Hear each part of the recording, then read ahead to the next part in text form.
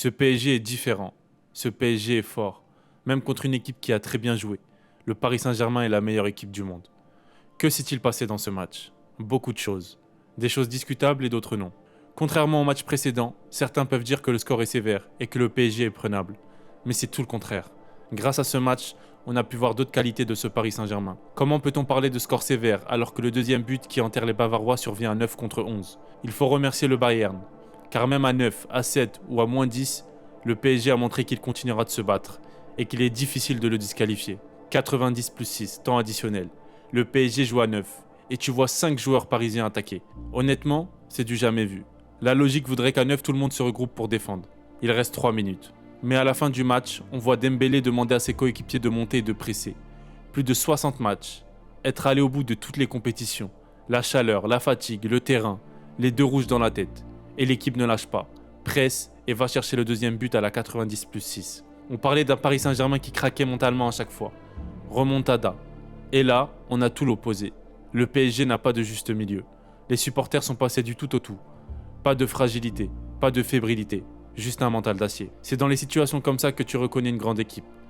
Dans un match, une équipe peut se faire dominer, peut perdre, et on l'a vu contre Botafogo. Mais quand tu gagnes à 9, que tu tiens, c'est là que tu vois que même dans une situation critique, l'équipe y croit et ne lâche pas. On reprochait le manque d'efficacité du Paris Saint-Germain en début de saison, avec comme argument, avoir des occasions ça sert à rien. Le but, c'est de marquer et de gagner le match. On ne retient que la victoire. Alors j'espère que ces mêmes personnes vont avoir les mêmes arguments, et que dans un match aussi équilibré, la victoire compte, tout comme elle devait compter pour le PSG en phase de poule de la Ligue des Champions. Mais ça n'arrivera pas. On ne peut pas complimenter le Paris Saint-Germain. Bien sûr, ce qui s'applique aux autres ne s'applique pas aux Parisiens. La première période a été assez intense, avec deux équipes qui se rendaient coup pour coup. Et surtout, deux grands gardiens, que ce soit du côté de Neuer ou de Donnarumma. Des occasions franches des deux côtés, un Coman en feu, un Kvara qui fait souffrir Upamecano. Et un Barcola en confiance qui s'amuse et qui fait des sorties de balles incroyables pour effacer les joueurs et faire avancer le jeu. Ça fait longtemps qu'on n'a pas vu Barcola aussi à l'aise. Un Barcola qui décroche beaucoup sur son côté droit et qui, à plusieurs reprises, rentre dans l'axe pour servir Kvara ou Doué. Mi-temps incroyable de Barcola. Doué qui a aussi décroché quelques fois dans l'axe pour apporter le surnombre au milieu, mais moins efficace et moins souvent que lorsque Dembélé le fait. Des alignements défensifs parisiens parfaits, qui jouent très bien le hors-jeu, et on l'a vu sur les deux buts, lors des phases de coups de pied arrêtés. Un pressing bavarois intense avec un marquage de tous les joueurs qui ont mis en difficulté les Parisiens. Même Harry Kane décrochait énormément pour récupérer la balle haut, ce qui a donné pas mal d'occasions au Bayern. Une fin de première période où le Bayern pousse et fait souffrir le PSG, et on le ressent à travers l'écran que les joueurs du PSG sont cramés. Mais pas d'excuses. Eux n'en trouvent pas sur le terrain et donnent tout, alors de la même manière, pas d'excuses pour les supporters. À la fin de la première période, sortie de Donnarumma pour jouer le ballon, et blesse involontairement Musiala, engendrant une fracture du péroné. On souhaite un bon rétablissement à Musiala en espérant le revoir très vite sur le terrain. Globalement, la première période était équilibrée. Début de la seconde période, le match continue. Le PSG entame bien cette mi-temps avec des occasions franches. Une accélération de Barcola seul devant Neuer, qui tente l'enrouler, mais frappe trop lisible et arrêt du gardien. Derrière, erreur du gardien allemand, qui dégage sous la pression et interception de Kvara. Frappe de Dembélé dans les cages désertées en frôlant le premier poteau. Sur cette seconde période, et contrairement à d'habitude, le Bayern a la possession. Essaye de créer, mais pas d'occasion franche. D'ailleurs, sur l'ensemble du match, il y a 5 occasions de marquer pour le PSG à 1 contre le Bayern. 77e minute, récupération de João Neves au milieu de terrain. Et derrière, ça va vite pour le but de Désiré Doué. Neuer ne peut rien faire. Doué ne fait pas un match exceptionnel, mais à tout moment, il peut sortir des éclats de génie. Et c'est ce qui compte. Il délivre le Paris Saint-Germain. Le PSG mène au score. 1-0, il reste 10 minutes. Tu peux les tenir quand tu es le PSG de Luis Enrique. Et même mieux encore, les Bavarois vont se découvrir. Et tu les tues en transition pour le 2-0. Et c'est arrivé énormément de fois cette saison. Mais c'était sans compter l'arrivée de non pas un, mais 2 cartons rouges. Un carton pour Pacho totalement mérité. Celui d'Hernandez, discutable. Tout comme l'arbitrage de ce match qui était catastrophique. Catastrophique. C'est ce qu'on aurait pu utiliser comme adjectif pour définir cette fin de match. Tu gagnes 1-0, mais tu te retrouves à 9. En face, c'est le Bayern. Et en une occasion, tu peux te prendre un but. La logique voudrait que tout le monde se replie derrière, accepter de souffrir et tenir pour arracher la qualification en demi-finale. Et là, j'ai une question pour vous. Qu'est-ce qu'un ballon d'or? Les buts, les statistiques, la magie, ok. Mais on oublie aussi l'état d'esprit. Inutile de rentrer dans le débat. Mais quand on voit Dembélé après une touche bavaroise regarder ses coéquipiers pour leur dire de monter, de presser alors qu'il reste quelques minutes et que tu es à 9, tu as qu'un seul but d'avance, on ne peut qu'applaudir. Quelques secondes plus tard, récupération des Parisiens et contre-attaque menée par Vitinha. Frappe de Dembélé et transversale. Au début de l'action, en regardant l'écran, tu ne vois pas Hakimi. Tu as le temps de cligner des yeux un instant et là tu vois Hakimi apparaître sur le côté droit, après une saison longue et de la fatigue, qui dribble 3 joueurs et qui sert parfaitement Dembélé pour le 2-0, avec de la lucidité. Ce PSG est increvable. Ils sont fatigués, cramés et ils l'ont dit en conférence de presse. Mais ils donnent tout quand même sur le terrain, ils ne trichent pas. Et encore une fois, c'est l'intensité mise à la fin du match à 9 contre 11 qui montre que ce PSG est différent et qu'il va être très dur de les faire tomber. Alors oui, c'est le Real Madrid au prochain tour. D'ailleurs, eux aussi ils ont perdu leur défenseur sur un carton rouge. Match nul, balle au centre. Un défenseur en moins pour chacun. Même si les Parisiens devront faire sans Hernandez. Mais pas d'inquiétude, c'est Luis Enrique aux commandes. Il l'a toujours dit et répété. 11 contre 11. Le collectif qui prime. Beraldo fera le nécessaire. On se retrouve en demi-finale contre le Real Madrid. Ici c'est Paname. C'est plus simple. C'est plus simple. Comment si tu ne le fais, un autre le fera. Si on revient 2 ans en arrière, le PSG avait réussi à réunir plusieurs stars dans l'équipe, comme Messi, Neymar, Mbappé, Ramos, Hakimi. Le Paris Saint-Germain semblait invincible sur le papier. L'ambition était claire, dominer l'Europe. Mais très vite, le rêve s'est effondré. Pochettino, malgré un effectif digne des plus grands, n'a jamais réussi à imposer un style de jeu cohérent. Les individualités brillaient par moments, mais le collectif était inexistant. Résultat, élimination en 8e de finale de Ligue des Champions. Un nouvel entraîneur devrait arriver. Mais personne ne se pressait pour prendre les rênes d'un vestiaire jugé ingérable. Entre les égos surdimensionnés, la pression médiatique et l'exigence constante de gagner, les candidats se faisaient rares. Finalement, le PSG se tourne vers un entraîneur français, Christophe Galtier, épaulé par Luis Campos pour le recrutement. Fabien Ruiz, Carlos Soler, Vitinha, de nouveaux visages. Il y avait déjà un début de changement avec des recrutements de joueurs inconnus. Mais le même scénario. Élimination précoce, critiques répétées, manque de collectif, rien ne changeait. Le problème devenait évident. Accumuler des stars ne suffisait pas. Les grandes individualités ne faisaient pas un grand collectif. Les entraîneurs se succédaient, mais le résultat restait le même. La direction en prenait conscience. Le projet parisien perdait en crédibilité. Les grands entraîneurs hésitaient à signer, conscients de l'instabilité du vestiaire. Trop d'ego, trop de contrats XXL, trop de pression et pas assez de liberté. Même ramener de nouveaux joueurs devenait compliqué au vu de la mauvaise pub du PSG en France et à l'étranger. Des noms circulaient.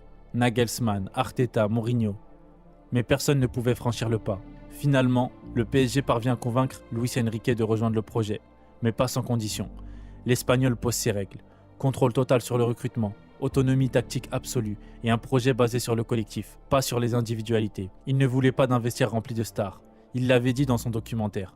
Messi, Neymar, Mbappé dans le même vestiaire, impossible pour moi, ça ne m'intéresse pas. Rapidement, le projet prend un virage inattendu. Messi s'envole pour la MLS, Neymar signe en Arabie Saoudite, même des joueurs emblématiques comme Verratti sont mis de côté. L'entraîneur espagnol estimant qu'il n'avait pas l'hygiène de vie nécessaire pour son projet. Mbappé quant à lui se retrouve dans le loft, exclu du groupe pour des histoires de prolongation de contrat. Le grand ménage avait commencé. Cette purge ne se fait pas sans bruit. Les supporters se divisent, les critiques pleuvent. Luis Enrique est jugé pour son jeu stérile, pour ses choix radicaux, pour sa gestion implacable du vestiaire. Il n'hésite pas à écarter des joueurs emblématiques, à tester différentes compositions, à bouleverser les habitudes. Pas de numéro 9, des schémas tactiques changeants, des joueurs déplacés à des postes inattendus. Personne ne comprenait vraiment où il voulait en venir. Et lui, imperturbable, répétait en conférence de presse « Mes actions parleront pour moi ». Contrairement à ses prédécesseurs, il semblait insensible aux critiques. On a donc un Luis Enrique déterminé, sûr de ses choix, prêt à tout abandonner plutôt que de renoncer à ses principes. La première saison de Luis Enrique sur le banc du PSG commence. En Ligue 1, tout se passe bien. En Coupe de France aussi. Mais en Ligue des Champions, c'est une autre histoire. Quand Paris gagne, c'est parce que l'adversaire est faible. Quand Paris perd, c'est la faute du système de Luis Enrique. Les critiques sont unanimes. Un système trop complexe, un jeu trop stérile, des choix tactiques douteux. On réclame un 4-3-3 classique. On exige que chaque joueur soit à son poste de prédilection et surtout, on demande de ménager Mbappé, de jouer sur lui, d'accepter ses caprices, de ne jamais le sortir. Mais Enrique ne cède pas. La défaite 4-1 contre Newcastle accentue les tensions. Une défaite amère, des critiques encore plus virulentes. Pourtant, Enrique reste fidèle à ses principes, ne tombe jamais sur ses joueurs, prend toute la responsabilité en conférence de presse, il est imperturbable. Ce que peu de gens comprennent, c'est qu'Enrique hérite d'un PSG en ruine, sans fond de jeu, sans cohésion. Son objectif est clair, bâtir un collectif, reconstruire une mentalité, insuffler une identité. Un processus long, laborieux mais nécessaire. Malgré tout, le PSG s'en sort. Il se qualifie en 8e de finale dans le groupe le plus relevé de la compétition. Le club élimine la Real Sociedad, puis le Barça, avant de chuter contre Dortmund. C'est insuffisant pour certains, mais la progression est là. Enrique, encore une fois dans son documentaire, le dit. L'an prochain, on sera plus fort sans Mbappé. J'aurai un contrôle total sur l'équipe. Pas parce qu'il ne considère pas Mbappé comme un crack, mais parce qu'il ne correspond pas à l'idée du collectif que Luis Enrique veut instaurer. Par exemple, Enrique n'hésite pas à le sortir contre Monaco après une mauvaise première période. Un geste fort, symbolique. Vous vous souvenez de ce qu'il a dit ? Mes actions parleront pour moi. La polémique explose. On ne sort pas Mbappé. Mais selon qui ? Selon quelles règles ? Il y a 11 joueurs sur le terrain et pour Enrique, personne n'est intouchable. Pas de passe droit, pas de traitement de faveur. C'était osé, c'était risqué, mais c'était nécessaire. Et pour la première fois, une partie des supporters soutenait cette prise de position. La première saison se finit, un bilan plutôt positif, mais pour une fois, la direction et les supporters se sont rendus à l'évidence. Le PSG s'engage dans un nouveau projet, jeune, collectif, centré sur le jeu, et non plus sur les individualités. On laisse tomber la Ligue des Champions, ce n'est pas pour maintenant, pour dans 4 ans peut-être. Mbappé quitte le club pour le Real Madrid. Le recrutement est jugé insuffisant par l'opinion publique. Neves, Safonov, Doué, Pacho, des joueurs inconnus. Un recrutement digne du Celta Vigo. Pourtant, Enrique refuse de céder à la tentation des stars incompatibles avec son projet. Il prend ce qu'il y a. Il aurait pu ramener des stars, mais il les a refusées. Pas compatibles avec son projet. Est-il trop exigeant ou c'est-il exactement ce qu'il fait ? L'avenir nous le dira. La deuxième saison débute et les critiques pleuvent encore. Pour beaucoup, sans Mbappé, le PSG ne pourra jamais remplacer les 50 buts par saison qu'il a portés. Mais sur le terrain, c'est un autre PSG qui se dévoile. Plus mobile, plus collectif, chaque joueur court. Les déplacements sont fluides, l'intensité est là. Les critiques continuent, mais une minorité lucide voit le changement. Des surprises émergent, Neves, Pacho, des joueurs qui n'étaient pas attendus à ce niveau, mais qui brillent sur le terrain. Le seul problème, l'efficacité. Paris domine, mais ne conclut pas. Un manque de réalisme qui met en péril le travail colossal de Luis Enrique. Les critiques se calment un peu, certains commencent même à admettre qu'il se passe quelque chose. Paris domine ses adversaires, même après les défaites contre Arsenal, le Bayern ou encore l'Atlético. Le PSG est en difficulté au classement, mais Enrique reste impassible. Ce n'est pas moi qui vais mettre les ballons au fond. Moi, j'aide mes joueurs à se créer les occasions. L'histoire n'est pas terminée. Enrique est toujours là, droit dans ses bottes, prêt à défendre ses choix et à imposer sa vision. Et peut-être cette fois, le PSG n'aura pas besoin de stars pour briller en Europe, mais juste d'un collectif soudé et un entraîneur qui n'a pas peur de tout reconstruire. En interne, il pousse ses joueurs à croire en leur potentiel. On est l'une des meilleures équipes de la compétition. Avec un peu plus d'efficacité, on ira loin. Tout est possible. Les décisions fortes continuent. Comme l'an passé avec Mbappé et Monaco, cette saison, c'est Dembélé qui en fait les frais, contre Arsenal. Les critiques explosent encore une fois. On ne peut pas se permettre ça contre Arsenal. Mais pour Enrique, l'essentiel c'est le collectif. Un joueur, c'est rien, c'est le groupe qui compte. Donc Dembélé, pas Dembélé, on ira en guerre sans lui. La Ligue 1 continue, Paris reste invaincu. Enrique fait tourner son effectif, personne n'est intouchable, il justifie ses choix. Il y a trop de matchs, tout le monde doit pouvoir aider, peu importe le poste. Si un joueur chipote, il ne joue pas. Avec les pleins pouvoirs accordés par le club, personne ne peut le contredire. Néanmoins, sur certains aspects, il se remet en question, libérant par exemple davantage le jeu en transition, là où au début, il ne jurait que par la possession. Cette évolution rend Paris encore plus imprévisible. Une maîtrise du ballon couplée à des centres ravageurs. Le mercato hivernal approche, et Enrique souhaite renforcer l'équipe. Kvaratskhelia est en ligne de mire. Mais pour signer, il faudra passer l'épreuve du coup de téléphone avec Enrique. Un test de compatibilité essentiel pour l'Espagnol. Le recrutement prévu doit aussi permettre à Barcola d'avoir une concurrence saine, indispensable pour tenir le rythme infernal de toutes les compétitions. Pendant ce temps, les joueurs progressent à vue d'œil. Doué entre dans une autre dimension. Fabien Ruiz gagne en maturité. Donnarumma progresse dans les airs et prend confiance. Neves, tout juste arrivé, affiche une assurance digne des plus grands. Le collectif se construit. Le jeu se peaufine. L'équipe gagne en efficacité. Et tout cela nous mène à janvier, face à un géant européen, Manchester City. Le PSG s'apprête à défier Manchester City, un géant européen, sur le papier. Car au vu de leurs dernières prestations, les Anglais semblent moins impressionnants qu'auparavant. Pourtant, l'affiche reste un choc incontournable de la Ligue des Champions. Très vite, le match tourne mal pour les Parisiens menés 2-0. Dans un autre contexte, dans un autre PSG, ce genre de scénario aurait signé l'arrêt de mort de l'équipe. On l'a vu tant de fois, le mental craque, le collectif explose, l'adversaire déroule. Mais pas cette fois. Ce PSG version Luis Enrique est différent. Loin de s'effondrer, les Parisiens se révoltent, prennent le contrôle du jeu et finissent par s'imposer 4-2. Une remontée spectaculaire, impensable il y a encore quelques années. Le symbole d'un collectif fort, d'un groupe qui ne lâche rien. Un Ousmane Dembélé transformé depuis 2025, repositionné en faux numéro 9. Il explose littéralement sous les ordres de Luis Enrique. Pour beaucoup, cette décision semble presque anodine, voire évidente. Mais alors pourquoi personne n'avait réussi à le transformer de cette manière, même au Barça ? La réponse est simple. Luis Enrique a su exploiter tout le potentiel de Dembélé à travers un travail mental et physique colossal. Il a réussi là où d'autres ont échoué. Encore une fois, la patte de l'Espagnol fait la différence sur tous ses joueurs. Discipline, rigueur. Si tu ne veux pas courir, quelqu'un d'autre le fera. Depuis 2025, tout s'enchaîne. élimination de Liverpool en 8e, encore un exploit sur plusieurs aspects. Déjà sur le jeu, le PSG est plus fort, donc la qualification n'est pas choquante. Mais ce qu'il faut noter, c'est que le PSG, après avoir écrasé Liverpool au parc et avoir perdu 1-0, est allé à Anfield dans l'optique de renverser la situation avec un mental d'acier. Ils ont tenu 120 minutes à Anfield sans encaisser un but, c'est une dinguerie. Et le moment clé, la séance de tir au but. Aucun tremblement, aucune hésitation. Les joueurs sont unis, solidaires, autour de leur tacticien espagnol. Vous vous souvenez de cette image marquante? Le groupe rassemblé, les bras autour d'Enrique, concentré, déterminé. Une scène qui symbolise le changement d'état d'esprit, cette capacité à ne plus craquer dans les moments décisifs. Une nouvelle fois, la patte Enrique. En quart de finale, l'adversaire est Aston Villa. Démonstration de force à l'aller comme au retour des Parisiens. Mais ce n'est pas seulement le score qui impressionne. Quand ils se font remonter au score à Villa Park, en temps normal, ils auraient coulé. Là, ils ont tenu la pression. Le dernier obstacle avant la finale se nomme Arsenal.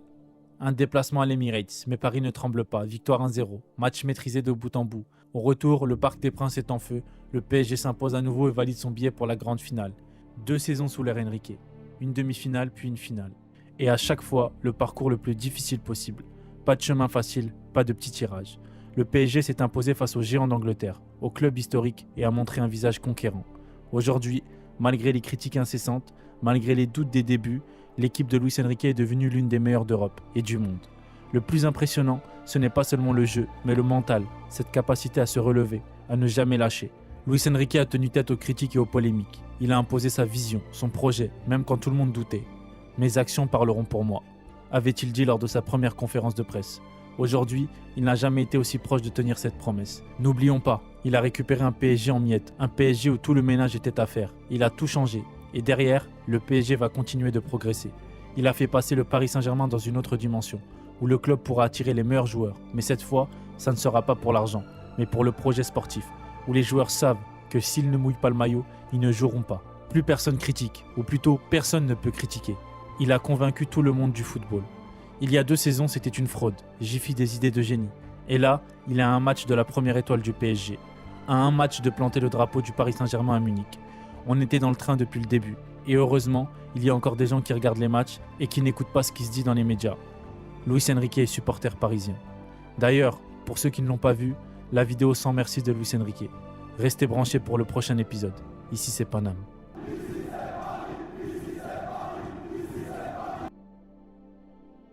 Sans match à la tête du PSG. Déjà, l'homme qui a changé toute une équipe, tout un système, tout un club. Un homme qui a aussi été énormément critiqué pour ses décisions, et même critiqué d'être ce qu'il est. Mais maintenant, il a 100 matchs à la tête du PSG.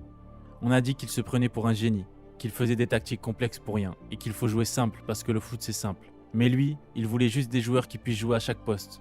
Qui va remplacer Hakimi en cas de blessure? Mais non, il faut faire un 4-3-3, et ne pas faire tourner l'effectif, cramer les joueurs et enchaîner les blessures. Plus de 100 critiques, mais maintenant, c'est 100 matchs au PSG. Il ne veut pas de joueurs qui ne mouillent pas le maillot, mais il fallait pas sortir Mbappé à la mi-temps contre Monaco. Luis Enrique a dit à son arrivée au PSG, mes actions parleront pour moi. Et 100 matchs plus tard, on voit la différence. Quel coach aurait pu se priver de son meilleur atout pour le déplacement à Arsenal? Personne n'était d'accord. Lui voulait montrer l'exemple. Peu importe ton statut ou le match, c'est le collectif qui jouera et non un joueur. Et j'assumerai les conséquences de la défaite. Mais au moins, les joueurs savent à quoi s'en tenir. Et 100 matchs plus tard, on voit un Dembélé totalement transformé. Je ne veux pas un joueur à 50 buts, mais plusieurs joueurs à 20 buts. Et 100 matchs plus tard, devinez quoi?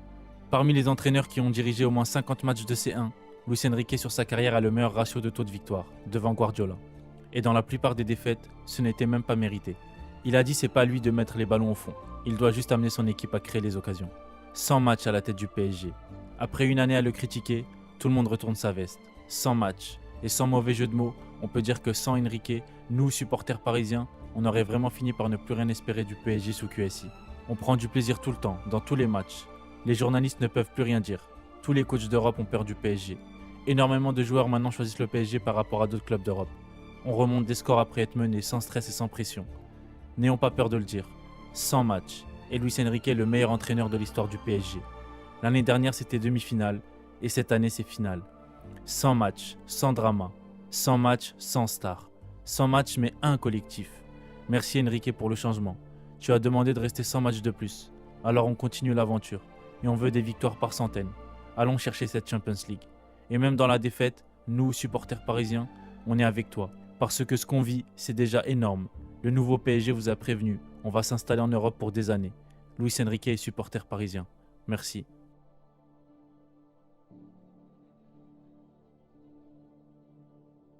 C'est plus simple, c'est plus simple. Comment, si tu ne le fais, une autre le fera.